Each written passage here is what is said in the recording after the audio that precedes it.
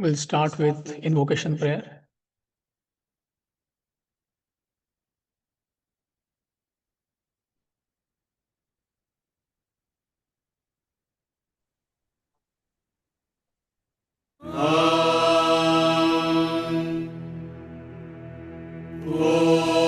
Purnamadah Purnamidam Purnat Purnamudachyate Purnasya Purnamadaya Purnamevavashishyate. Om Shanti Shanti Shanti.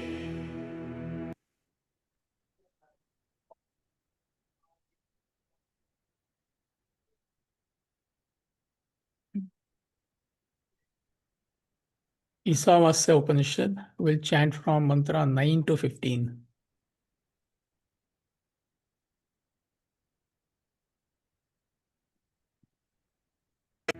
Andham tamah pravishanti ye vidyamupasate tato bhuya ivate tamoya uvidyaya gurataha anyadevahurvidyaya anyadahuravvidyaya iti shushrumadhiranam yenastadvichachakshire.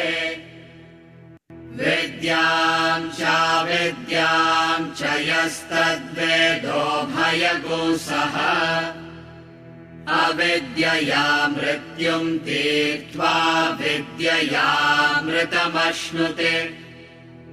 Andham tamah pravishanti ye sambhutimupasate tato bhuya ivate tamoya usambhutya gurataha anyadevahus sambhavad anyadahurasambhavat iti shushrumadhiranam yenastadvichachakshire. Sambhutim cha vinasham cha yastadvedo bhayagosaha vinashena mrityum tirtva sambhutya mritamashnute. Hiranmayena patrena satyasyapi hitam mukham Tattvam pushanna padrinu satyadharmaya drishtaye.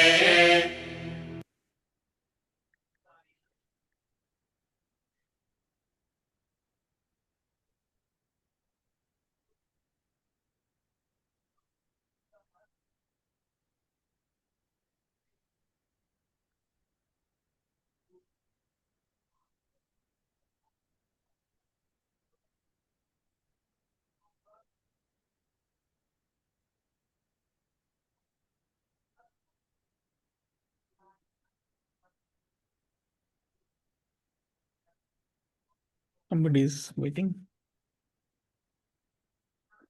And start.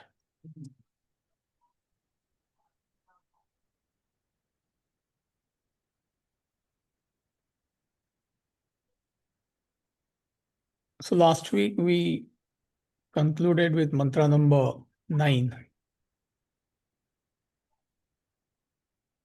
Those who worship avidya, ignorance, enter into blinding darkness. But those who revel in Vidya knowledge enter, as it were, into greater darkness than that. So, this mantra is one of the most important concepts in Vedanta philosophy. So, it's a great contribution of this enlightened master to the whole world, is educating everybody. So, just to recap, I mean, what should we take home from this? What's the main message, central theme?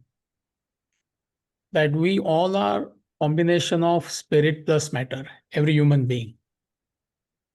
Matter is the Godhead in you, the divinity in you, and matter is body, mind, intellect. The spirit is the Godhead in you, and matter is body, mind, intellect. And all of us have this unique capacity to focus our attention either on the spirit, the Godhead, or on body, mind, intellect. So if you focus on body, mind, intellect, you identify with body, mind, intellect, and then you start chasing worldly desires. That's what we do with perception, action, emotions, and thoughts. So not only you identify with body, mind, intellect, you get completely entangled in it. So that's the problem. Just because you identify, somebody may ask, what's the big deal? We get completely entangled, completely enmeshed, and your focus is always on the world, always on body, mind, intellect. So therefore, you cannot talk to anybody that, hey, what's your purpose in life? Why don't you change your focus? You're a human being. Why don't you aspire for something higher? It is impossible because that identification is so solid, so complete. We are so completely entangled. And throughout our life, at any stage, nobody can pull you out of that attachment. It is impossible. And at each stage, it looks very legitimate, isn't it? Like, would you try to educate your child on this? 5, 6, 7, 8 year old? Impossible.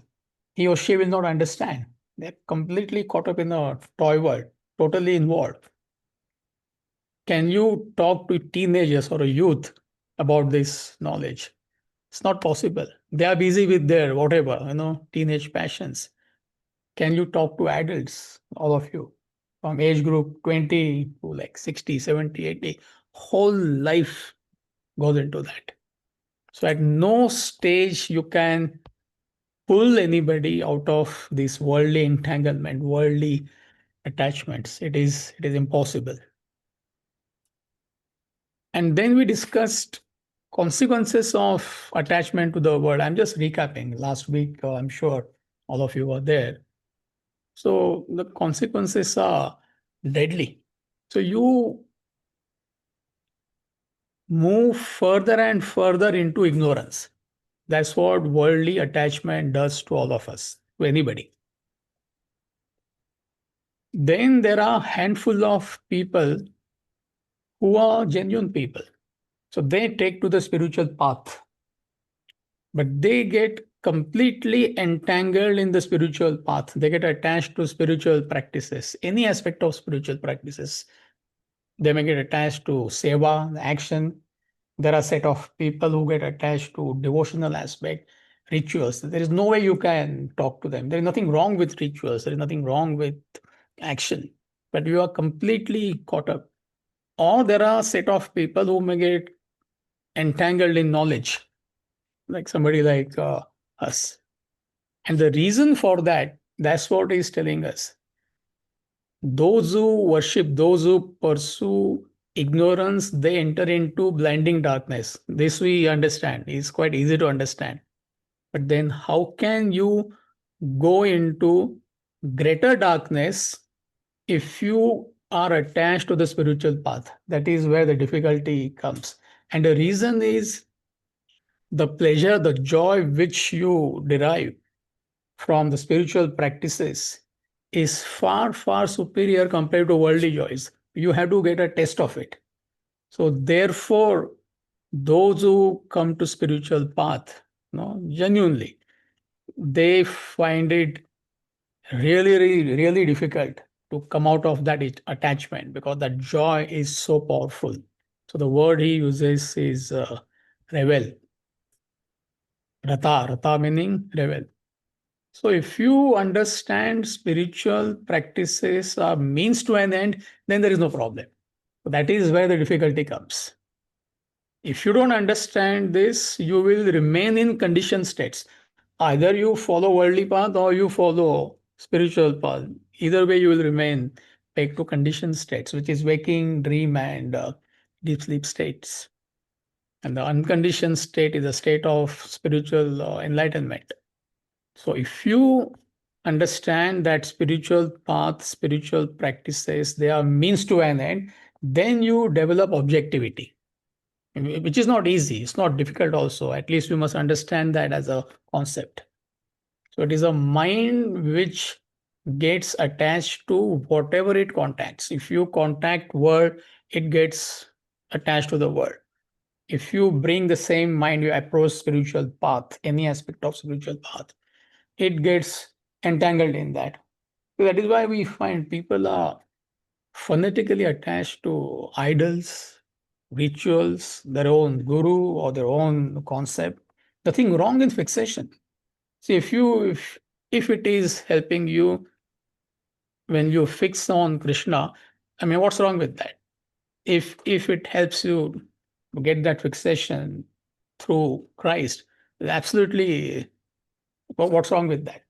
But if you get attached to it, then the problem starts. And 99.99% are completely attached. So the reason is mind, the culprit is mind. You get it? The same mind with which you get attached to your child is the same mind with which you get attached to your guru, or spiritual path, spiritual practices.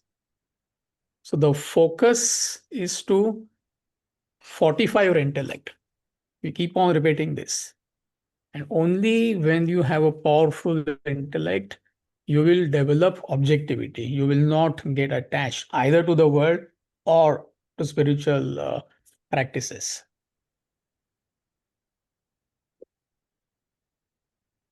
So these were some of the main points in Mantra 9.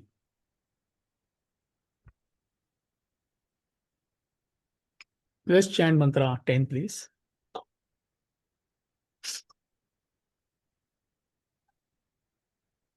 अन्यदेवाहुर्विद्यया अन्यदाहुरविद्यया इति शुश्रुमधीराणां येनस्तद्विचचक्षिरे अन्यदेवाहुर्विद्यया अन्यदाहुरविद्यया इति शुश्रुमधीराणां येनस्तद्विचचक्षिरे.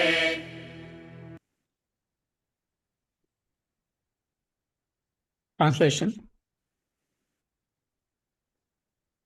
The wise have declared that the result of Vidya and Avidya, knowledge and ignorance, are distinct and different. Previous mantra, what did he say? You read it. If you are attached to the world, you will go into blinding darkness. If you are attached to spiritual path, you will go into greater darkness. Here he is contradicting himself. Not really. It is opposite of what is said in previous mantra. The wise have declared that the result of Vidya Avidya are distinct and different. Thus have we heard from those who have expounded that to us. Iti Shushmadhira, a very famous statement. So what he is telling us, that the result of pursuing world and spiritual practices, they are totally different. The effect is totally different. Can we have the PowerPoint? It becomes easy.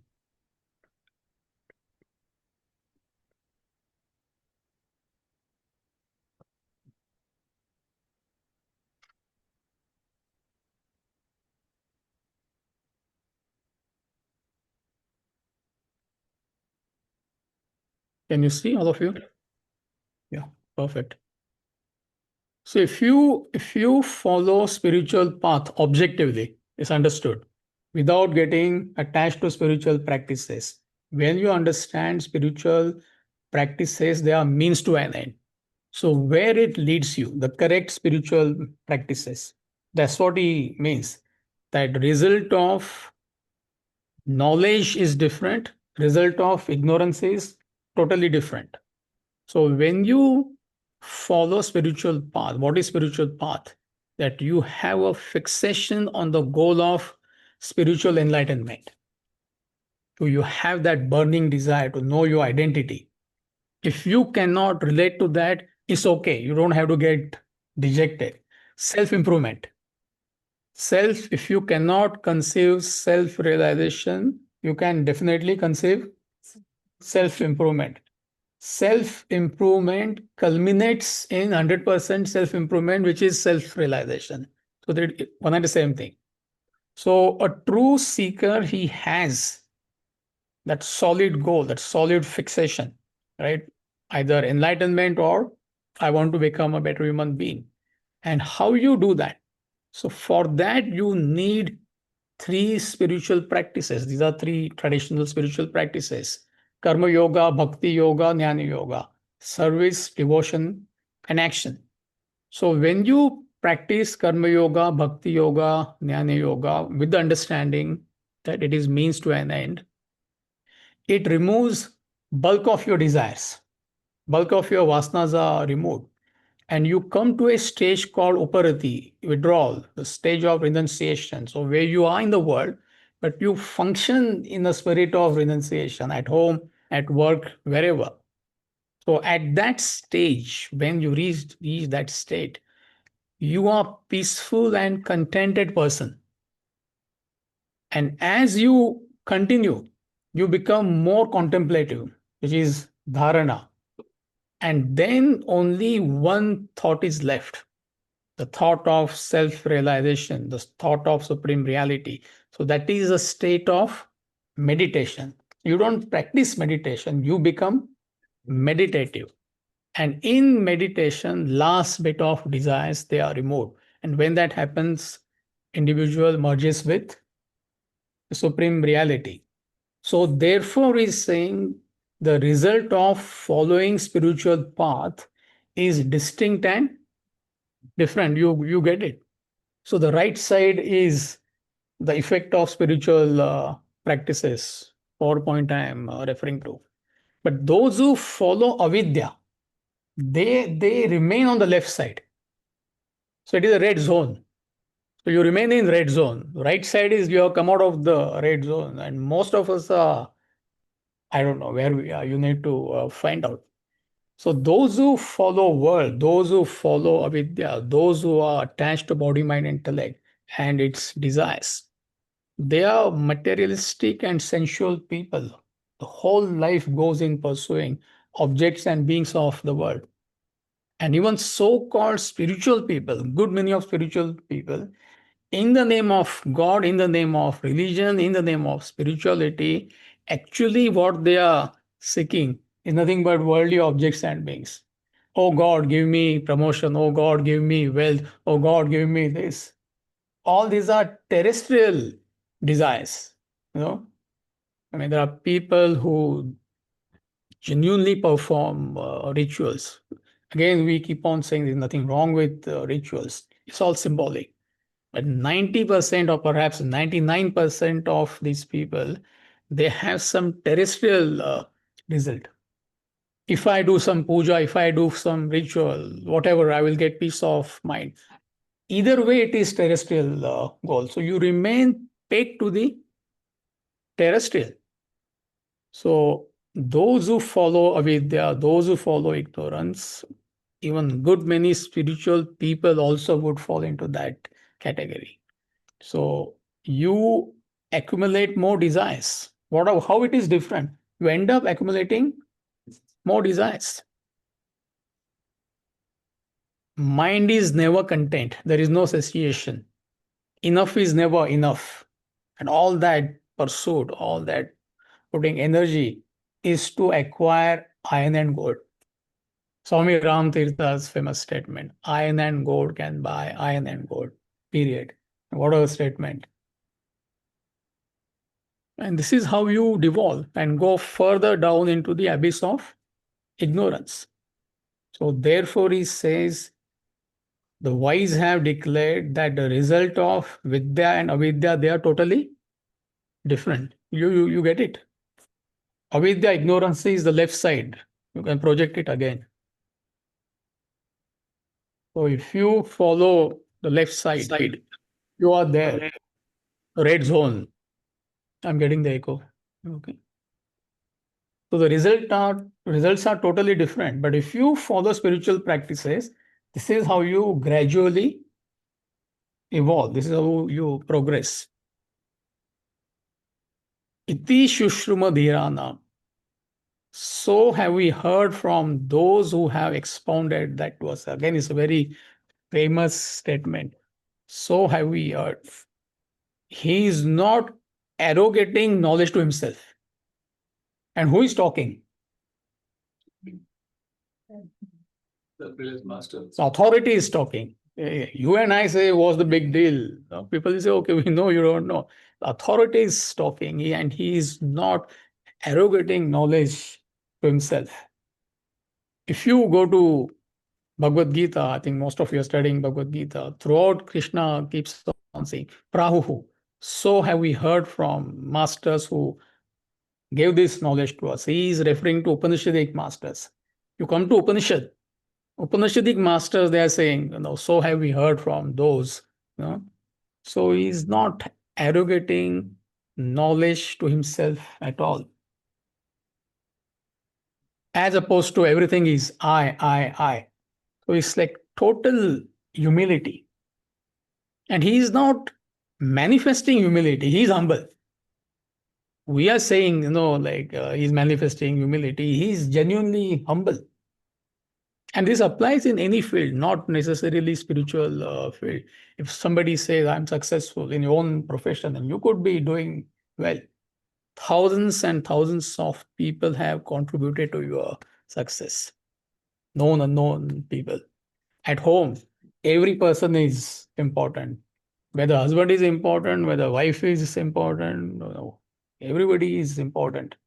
If husband were to get that arrogance, I am earning, therefore the whole family is running.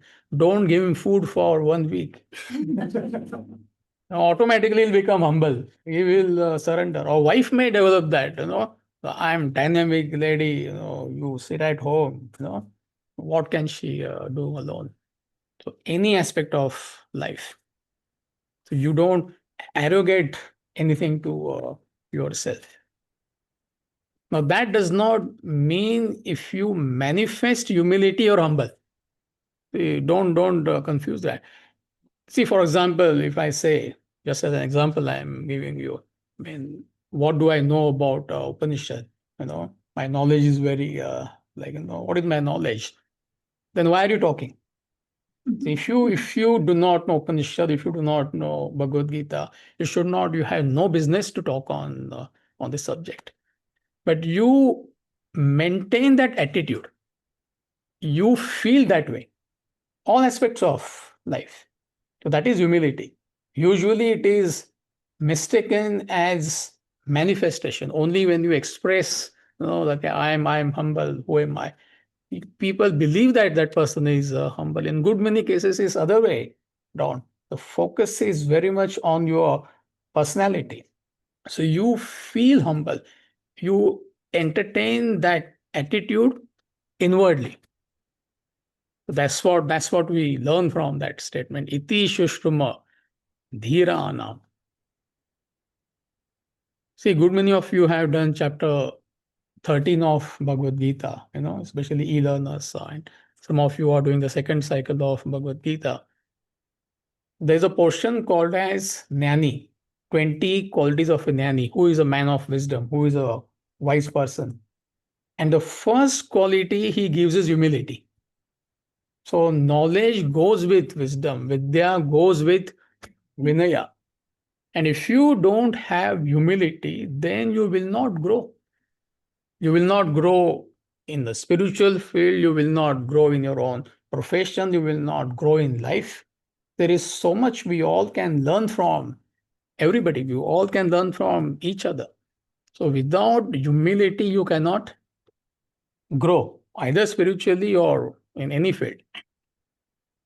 And only when you are humble, you learn from others. See, for example, if somebody is going on talking all the time, when you talk, you express what you know, already know, but otherwise your shutters are down. But only when you maintain the silence, see, you are available to learn from others.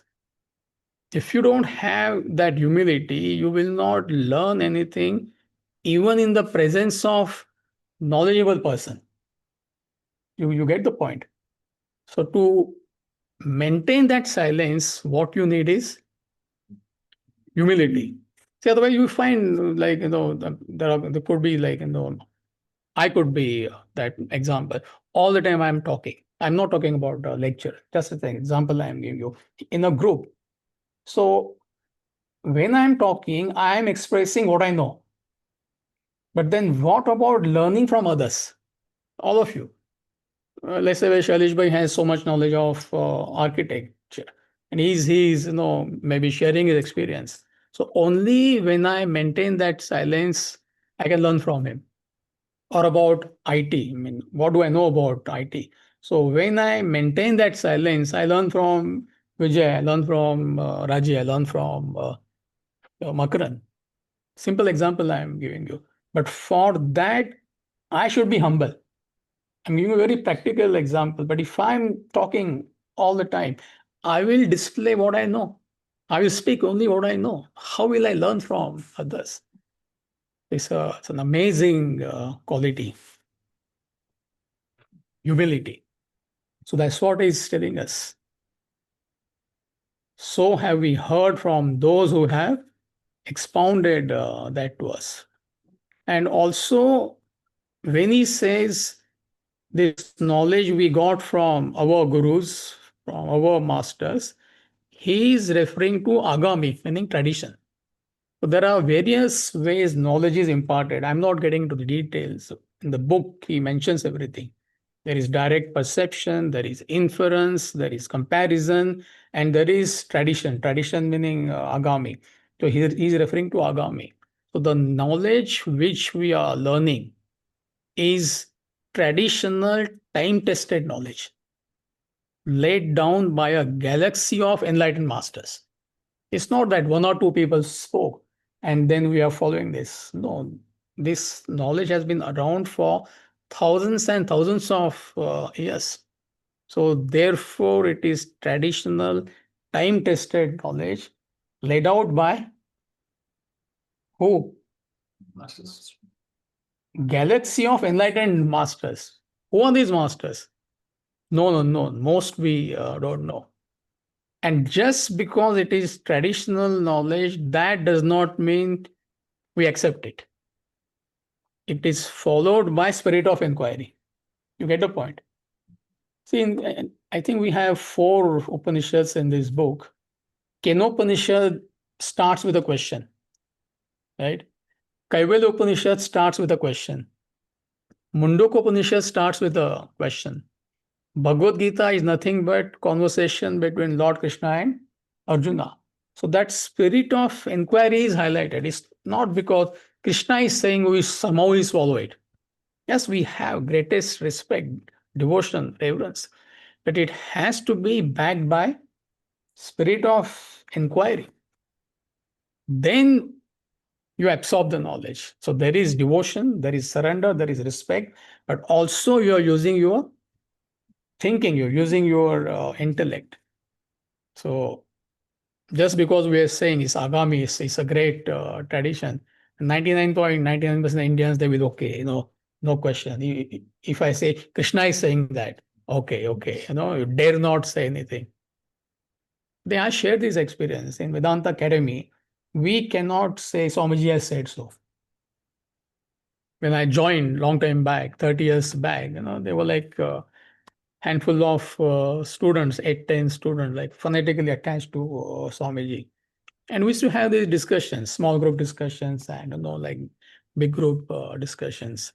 So if somebody clarified a new student, Swamiji has said so. So after that, you can't. Everybody shut up. Okay, Swamiji has said so. How can we? When Swamiji came to know, somebody gave that feedback. I still remember. I mean, half an hour he spoke to us, and there he said, anybody from today onwards says Swamiji said so, the group monitor or the discipline in charge, he will note down that person's name, and I will talk to that person on one-to-one basis. This happened 30 years back. So the master himself is saying, don't take anything for granted. But fact remains, it's a traditional knowledge, time-tested knowledge, universal truths.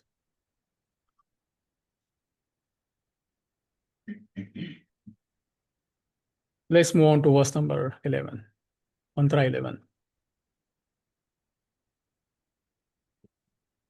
विद्यां च विद्यां च यस्तद्वेदो भयगुसः अविद्यया मृत्युं तीर्त्वा विद्ययामृतमश्नुते विद्यां च यस्तद्वेदो भयगुसः अविद्यया मृत्युं तीर्त्वा विद्ययामृतमश्नुते.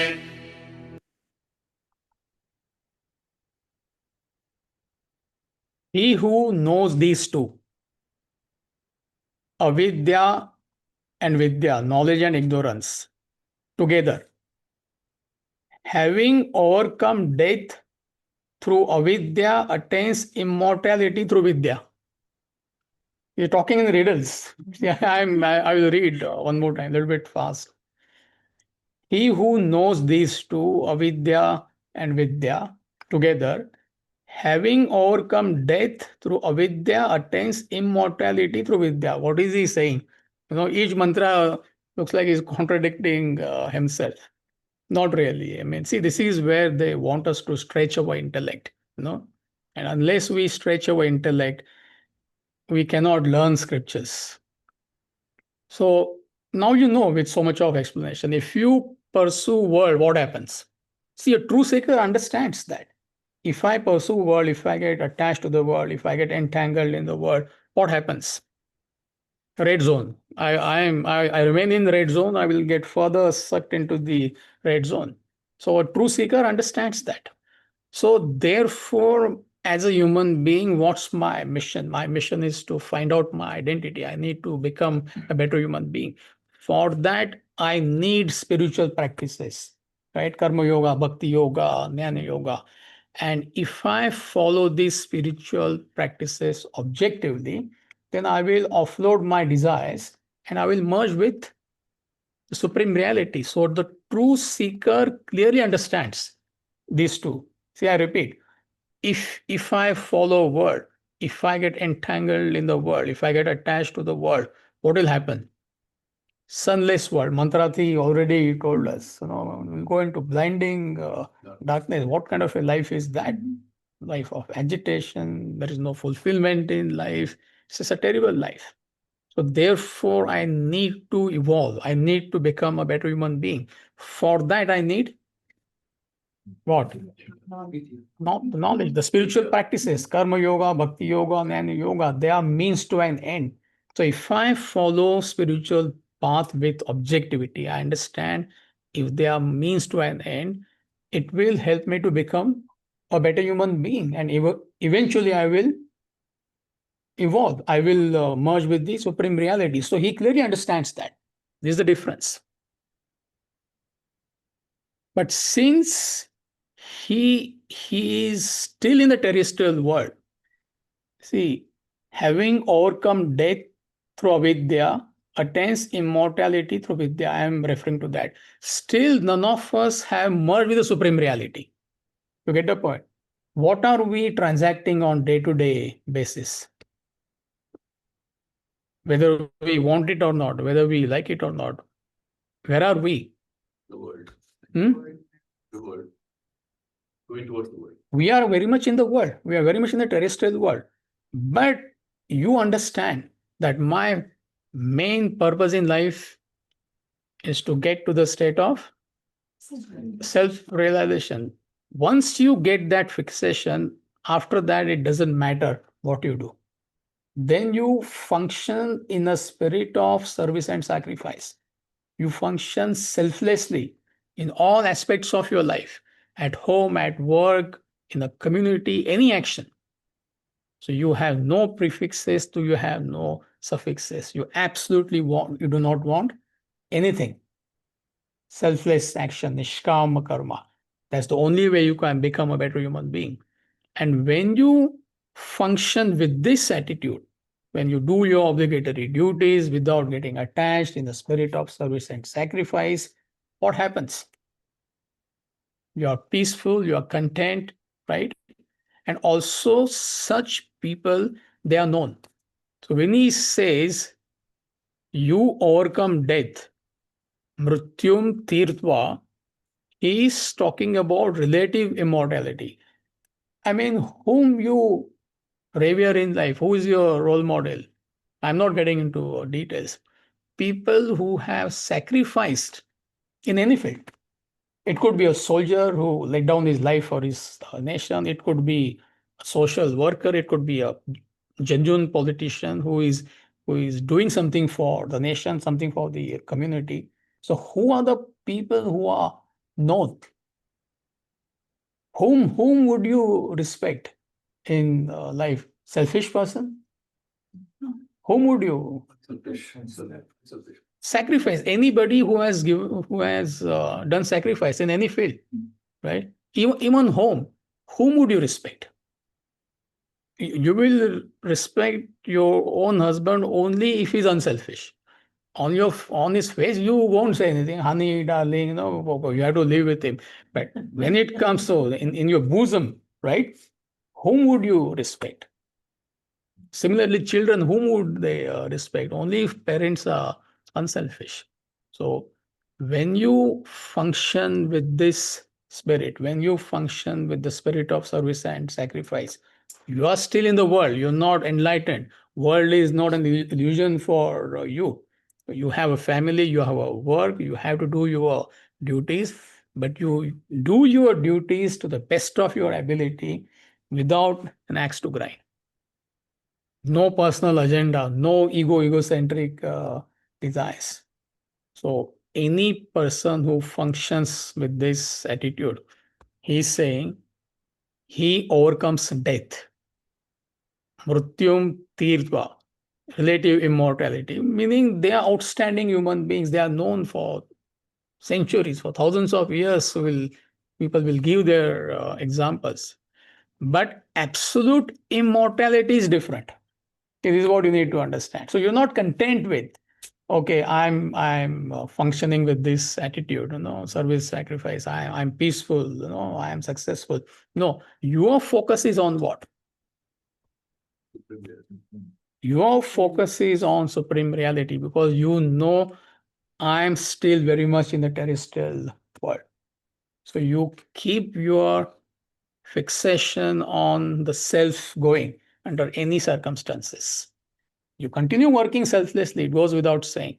So when you continue in this fashion, whatever vasanas are left, right, these vasanas are eliminated.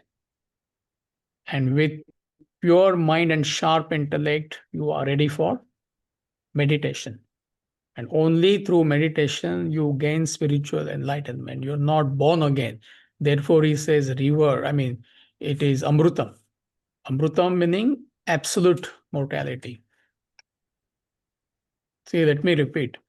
He is using two words here. Mrityum tirtva and amrutam. Mrityum tirtva means you overcome death. When you function in the spirit of service and sacrifice, you're known. Don't understand it that way. But still, you are very much pegged to the world, terrestrial world. You haven't crossed over the illusion. So therefore, you're not content with that. Just the selfless service. Selfless service for what? I think Gita also we are studying that portion, isn't it? I mean, you do tapas. Tapas for what? Simplicity and frugality. Yes, it's a great quality.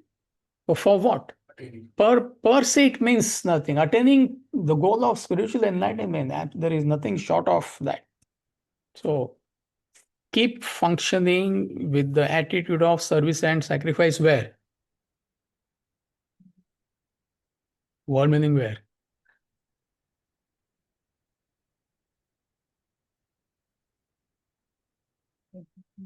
Hmm? Everything you do, because we are in the world. So is any particular activity, am I allowed to do selfishly? No, there are no exceptions. You can do it, but then you will develop more selfish vasanas. See, when I'm talking to you right now, simple example, what do I want from you people? If I want something from you people, it is selfish activity. So my attitude is only to serve and sacrifice whatever knowledge I have, give it to you all to the best of your ability. You're listening for what? You could come with the attitude that, oh, this knowledge is great, it makes sense, it is logical. Yes, I can use this knowledge to be successful businessman, or I could be successful in the corporate sector. That is incidental. You get the point. But your main aim is what? When you listen to this knowledge, you purify your personality. When you go to a workplace, with what attitude you work? When you have a meeting with your colleagues, when you are meeting with your boss, when you are meeting with your subordinates, what's your attitude? So it doesn't matter what you do at any level of your personality, your attitude is that of service and sacrifice. So any person who functions with this attitude, he is known. We respect that person for sacrifice, but still it is part of the world, however great you may be. So the true seeker, he does not lose his focus. He remains fixated on the transcendental. And he continues whatever he is doing in that selfless spirit. That brings him or her to the state of meditation. And through meditation, you merge with supreme reality. It's like a river becoming one with the ocean. So once it becomes one with the ocean, there is no going back. Otherwise, you'll be born again and again. Even if you are left with, let's say, good desires, still you'll be born to fulfill those desires. And birth itself means pain, whether you like it or not.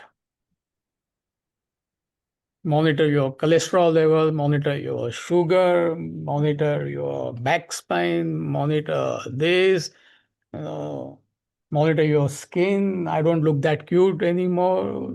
I mean, the headache. I mean, not necessarily egoistically. I'm saying, punarapi jananam, punarapi maranam. Shankara says beautifully. I mean, if you're claustrophobic, you should not. I don't know how many of us are. Anybody is claustrophobic here? I mean, I found out when they put me in MRI. 30 minutes. I'm How long you're in? same time. I did for my Half an hour. almost. I was absolutely. Music didn't help. 9 months you're in MRI. Mother's womb. You want to be, I mean, I'm just like making it lighter. We all blissfully we have forgotten. So the life itself means a series of pain, however good you are. So why you want to be born again and again, in this world which has got least happiness. This is how you keep your inspiration going, your sadhana going. So with this explanation, it makes sense. So 9, 10, and 11. Now, mantra 12, 13, and 14 is a verbatim repetition of mantra 9, 10, 11. Now, why it is so? I mean, I'm going to tell you in the end. So, what we will do is it's called as parody. Now, in English language also, there is something called as a parody. So, it's a mirror image of 9, 10, and 11. So, mantra 12 is a mirror image of 9, 13 is a mirror image of 10, 14 is a mirror image of 11. Only few words see are different. Vidya and Avidya. The bottom line is Vidya, Vidya. So he uses different words to mean same, knowledge and ignorance. So we'll chant mantra 12, please. अन्धं तमः प्रविशन्ति ये सम्भूतिमुपासते ततो भूय इव ते तमोय उसम्भूत्यागोरताः अन्धं तमः प्रविशन्ति ये सम्भूतिमुपासते ततो भूय इव ते तमोय उसम्भूत्यागोरताः Those who worship asambhuti matter enter into blinding darkness, but those who revel in sambhuti origin enter as it were into greater darkness than that. It's the replica of mantra 9. Can you project on the screen? With nothing to explain, we already discussed. So in mantra 9, he uses the word avidya and vidya. Avidya means ignorance, vidya means knowledge. Now in mantra 12, he is using the word asambhuti and sambhuti. They mean exactly same. Asambhuti meaning manifested world, meaning ignorance. Sambhuti is origin, cause, supreme reality, knowledge, spiritual path. One and the same thing. So, two different words he uses, asambhuti and sambhuti for avidya and vidya. This is all you need to note down. And in the book, you can read this in case you're finding it difficult, what I'm saying. Next mantra, please. It means something. So I'll tell you after we chant all three.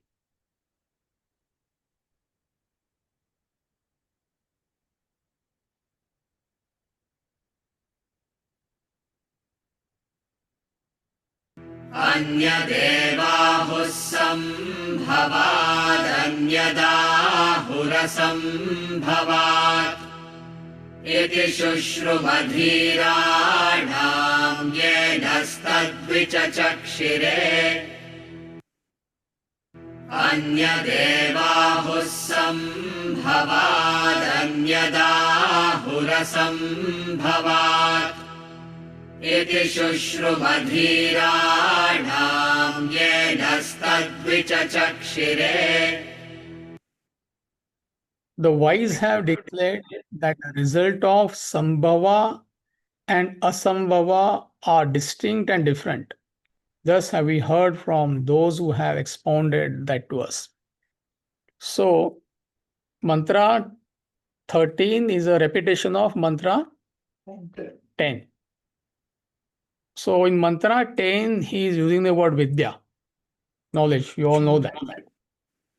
In mantra 13, in this mantra, he is using the word sambhava. It means knowledge, exactly same. 10, he uses the word avidya. Avidya means ignorance. For ignorance, he is using the word asambhava. That's it. So the vidya, avidya, this is what you need to understand. Knowledge, ignorance. So for each, he is using a different set of words, but they mean exactly the same. Next mantra, please.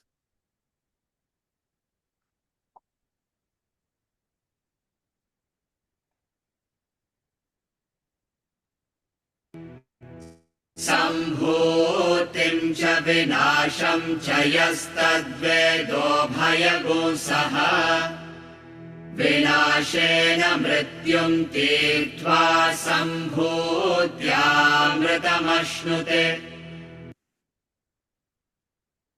सम्भूतिं च विनाशं च यस्तद्वेदो भयगुंसः विनाशेन मृत्युं तीर्त्वा सम्भूत्यामृतमश्नुते.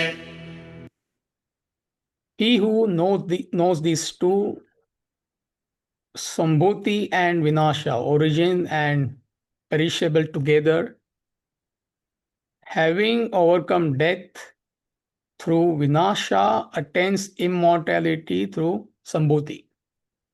So, mantra 14 is a parody of mantra 11.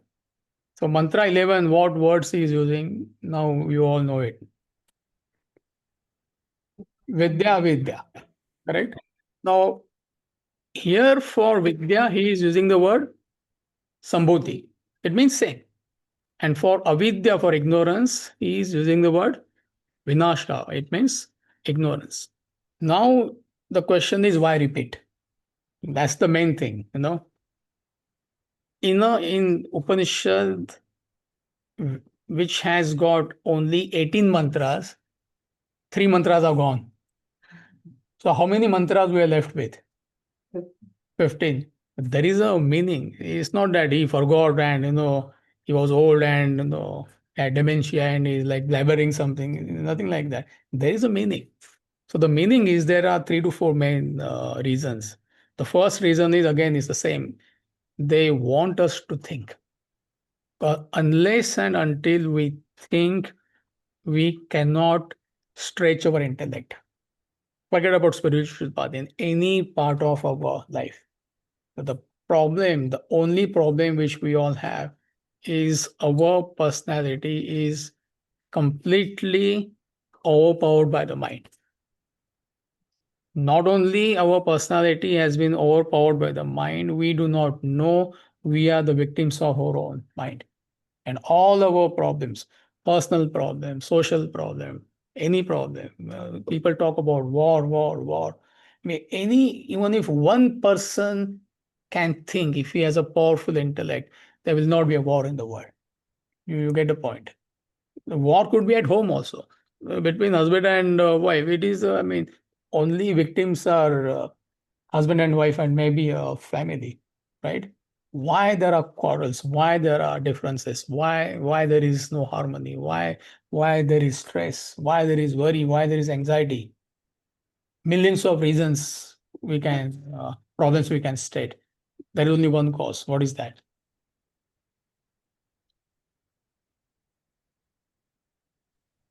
Is the mind. Is the mind. Why we are victimized by our own mind? I am victimized by my own mind. If I have problem, if I am not peaceful, if I am having sleepless night, if I am having grief, if I am having depression, if I am having blah blah blah, the reason is my personality is overpowered by mind. Why I am victim of my mind? Intellect is not developed. Why intellect is not developed? Because I never bothered to develop my intellect. The entire education system is nothing but intelligence, knowledge, information. That does not make our intellect strong. And to manage your life, you need clarity, you need reason. So without intellect, how can you manage any aspect of your life? So therefore, they want us to think. They want us to stretch our intellect so that our life becomes easy and we can steer our life's activities towards the ultimate goal. That's what intellect does. So that is number one reason. Second reason is it is an important message. Now, why it is an important message? Because good many people, they are stuck to spiritual practices. Those who take to spiritual path, perhaps 99% people, they are totally infatuated to their guru, the way of living, the spiritual path itself, and which has caused tremendous pain to all of us. All the wars, most of the wars have been fought in the name of what? Religion. Now also, if you analyze, all the differences, most of the differences, the cause is religion. Religion is not a cause. You cannot survive without religion. You cannot survive without this knowledge. Attachment to religion. So you get attached to spiritual practices, so you devolve. If mind further overpowers your personality, you become a religious fanatic. Krishna alone will save the whole world. I denounce everybody else. It is happening. Vedanta is the only way. Any person who quotes other than Bhagavad Gita, I will pounce on that person. Though I mean, in ignorance, I don't understand. It is same. What Christ spoke, what Buddha spoke, what Krishna spoke, what these enlightened masters are speaking, it's exactly same. All of them spoke universal truths. But if you don't understand that, which is good many of spiritual practitioners, they get attached to the path. So either it can harm you, and if it is pronounced, when it is pronounced, it is harmful to others, to the world. So therefore, it's an extremely important point. So he is repeating that. He wants us to think. Third reason could be truth has to be hammered in, right? It's such an important point, that what's your mission in life, right? What are you doing in this world? Wasting your time unnecessarily, being attached to the world. So therefore, he is trying to hammer in that truth. And again, that is the style of some of the Upanishads, like some of you have done Upanishad, right? Again, it's a small Upanishad. 5 times he repeats. Here he's repeating 3 times, there he repeats 5 times. Tadeva brahmatvam vidhi neda yadidam upasate.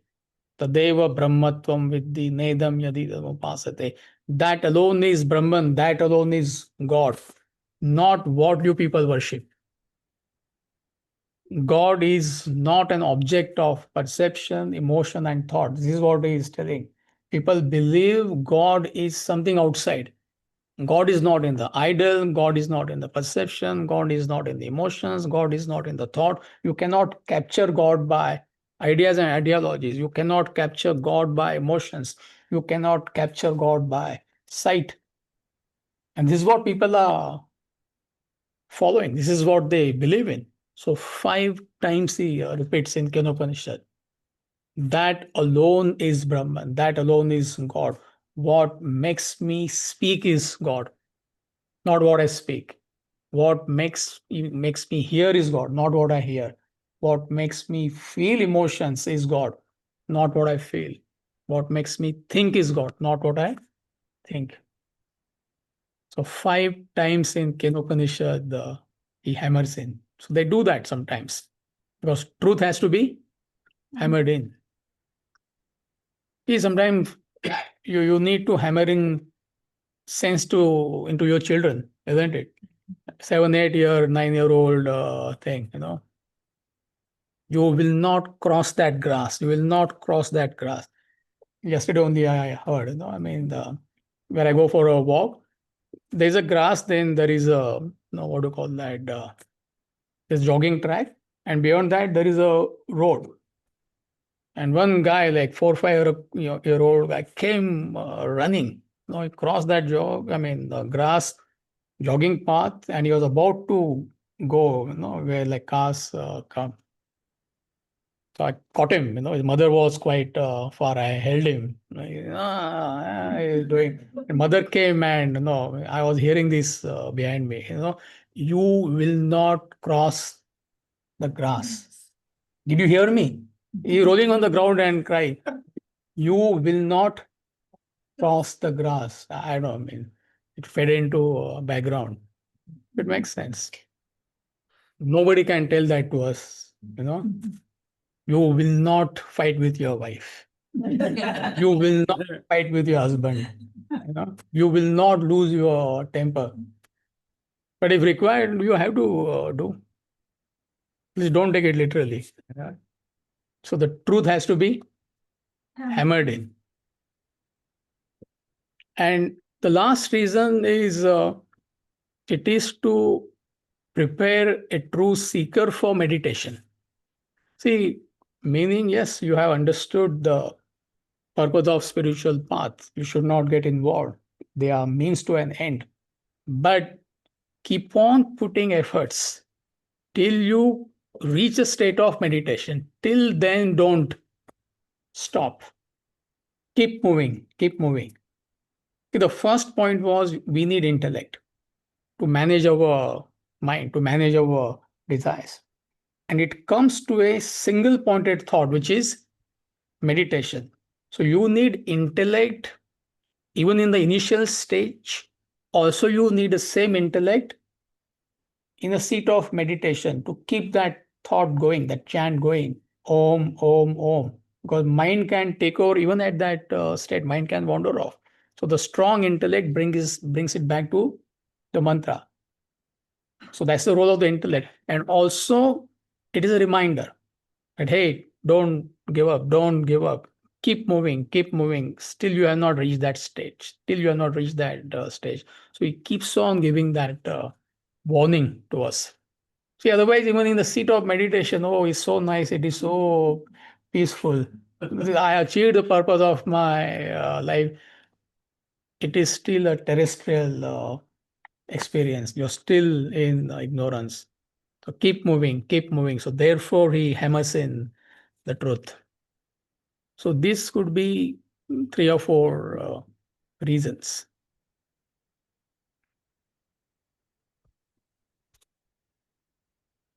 So that pretty much concludes this Upanishad, the Isavasya Upanishad. Still, 2 more topics are left, which is mantra 15 to 18. So it's just a formality. So we'll do it next week. So from 15 to 17, it is nothing but drama of the state of self-realization. I mean, there are a few things we learn, but it's not, you can't analyze it beyond a point. He's dramatizing it, you know. That dramatization has a role in education. You know? We'll talk about it next week. And then mantra 18, which is the last mantra, is a prayer. So teacher and a taught both pray. So in Upanishad, which is almost like E is equal to MC square, it starts with prayer, it ends with the prayer. Meaning that, hey, knowledge and devotion, they have to go hand in hand, you know. Otherwise, you can't grow. Otherwise, somebody may say, I'm beyond this. You know, why should I pray? Pray is not for. It's like just you're surrendering. We are humble enough to remind us that we have not reached the ultimate.